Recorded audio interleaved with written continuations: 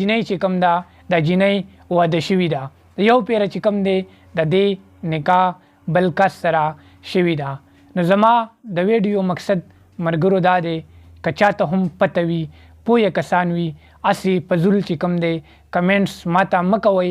که څوک پوهه کسان وي او چاته پته وي نو مهرباني وکئ مونږ ته خپله رایې کمنټس کې به ضرور راکوئ. السلام علیکم ورحمت الله وبرکاتو. ملګرو ډیره اهم خبره ده، یو ویډیو مې نظر نه تیره شوه، ما ویل چې تاسو سره هم شریک کړمه.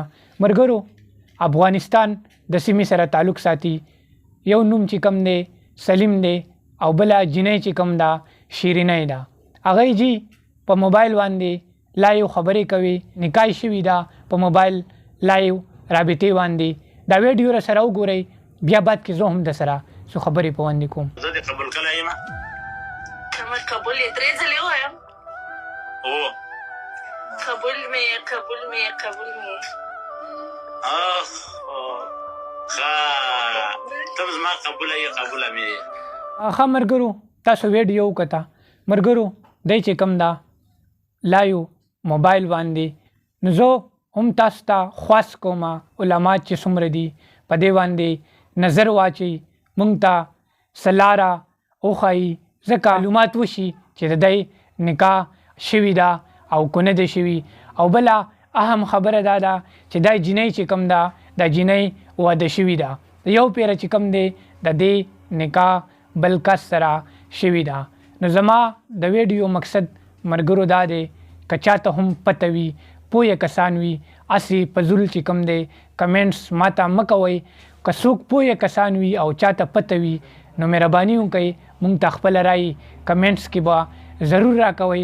دا دواړه چې کوم دي د افغانستان سره تعلق ساتي، یو سلیم دی او دا بله جینۍ چې کوم ده شیرینۍ نومې دی.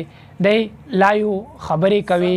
ملګرو د ویډیو مقصد مې صرف دا دی چې مونږ ته دې لارې چې کوم دی صحیح طریقه مونږ ته وښایئ، مونږ ته د دې حال راوباسئ چې لا دا نکاح شوي ده نکاح نه ده شوي. کوشش وکئ دا ویډیو مخکې ځان سره شیر کړئ د الله د رضا دپاره، ځکه چې د دې پته ولګي داسې قسمه کیسونه چې کوم دي ډېر زیات راځي. زمونږ په پاکستان کې وګورو، نورو ملکونو کې مونږ وګورو، داسې قسمه چې کوم دي کیسونه چې کوم دي ډېر زیات راځي زمونږ سوشل میډیا لارې باندې.